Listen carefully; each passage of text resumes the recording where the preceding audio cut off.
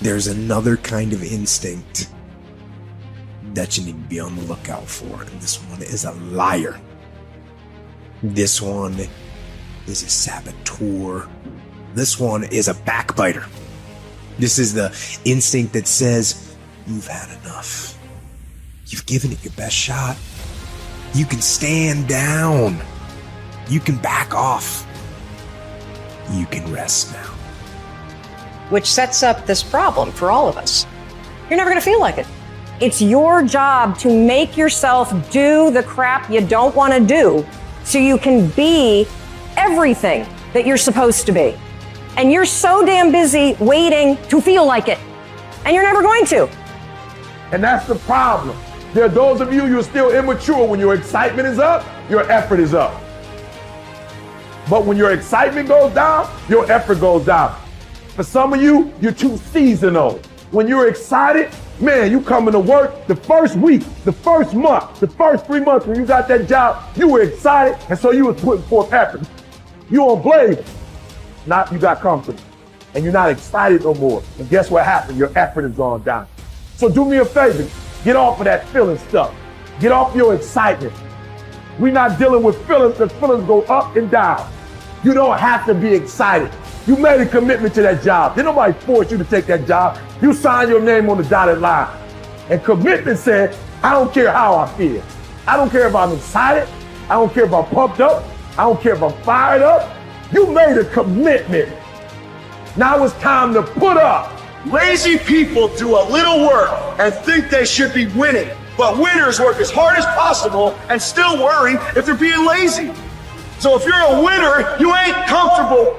Every day I get up and give everything I got to everything I'm a part of simply because this is who I am. Like the only thing I need every day of my life is 86,400 seconds. That's it. Like I don't need some reward. Like the only thing I need is breath in my body and I'm flat out going, get it. A person with passion always stands out. The world is so full of average that once you have passion and a sense of energy in your life, it distinguishes you. When you're passionate about something, it isn't reasonable, but you do it anyway.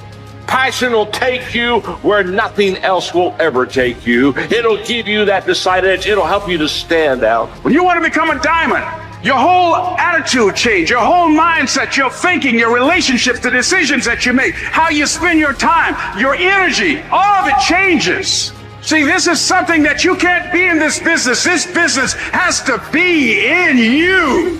You take advantage of this opportunity. You let everything else go. You eat different. You study different. You practice different. You don't belong at the bottom, and it's time for you to get your butt from down there. It's time for you to stop being comfortable at the bottom. Get your butt up and get to where you're supposed to be. You are a royal priesthood. Get where you belong. Do what you're supposed to do. Live like you're supposed to live.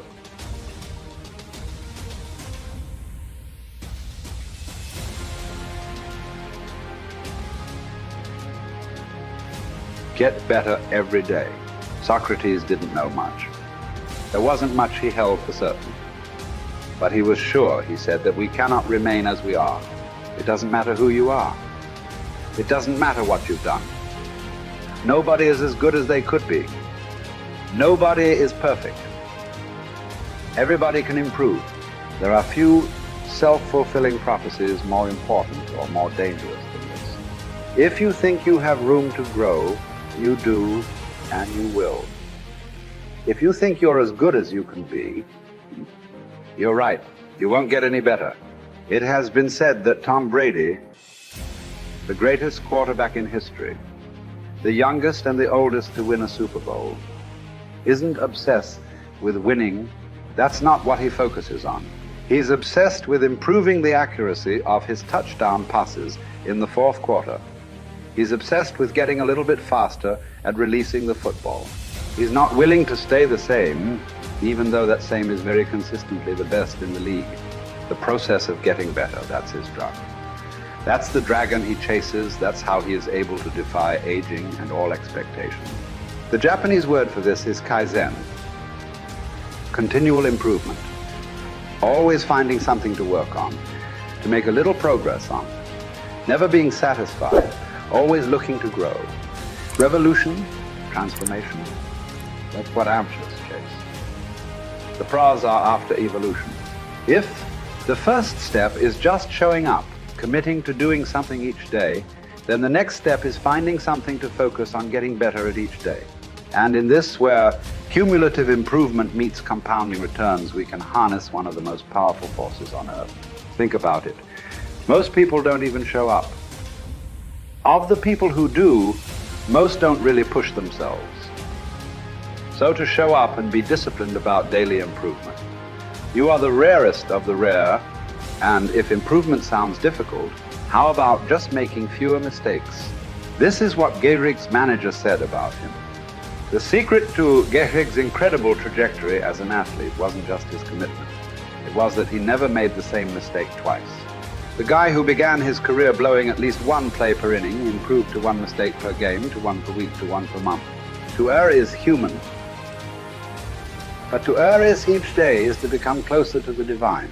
We not only hold ourselves to a standard, but we ratchet the standard up as we go. Just as with weight training, what we're lifting should be steadily increasing with each subsequent workout. Our unwillingness to be satisfied with our performance, to be done with our progress, is what keeps us from plateauing. It drives us forward. Is it a little discouraging that we never seem to arrive? That our standards rise just out of reach of our abilities? Absolutely not. We move the goalposts so the game doesn't get boring, and more important, so it never ends. Ultimately, this brings us more pleasure and more satisfaction. We reach heights we'd never have been able to see otherwise. Do you want to be rotting or ripening? Are you getting better?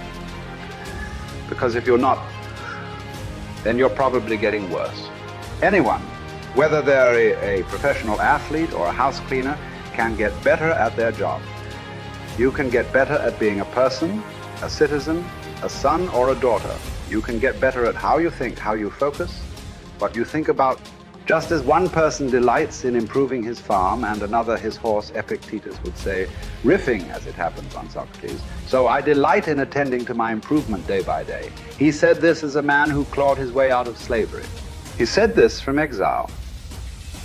He said this as one of the wisest men in the ancient world. And still, he was focused on how he could get better every day, in every way. One can imagine that for Epictetus, this discipline would have been extremely helpful in those dark times, because it gave him something to focus on, something only he controlled, not his master, not society, not his station in life. But this discipline is also helpful in the good times too, preventing one from getting too cocky or complacent. It doesn't matter what the scoreboard says, or the bank balance, or the sales figures, or the headlines. You know whether you're getting better or worse, whether you're making progress day to day. And if you are, wonderful. If you know there is room for improvement, also wonderful. Either way, your marching orders are the same. Come what may, success or failure, fame or misfortune. A focus on progress lets us look ourselves in the mirror with pride and ignore all the commotion in the background. It's the journey of a lifetime. In fact, that's the way to think about all of this.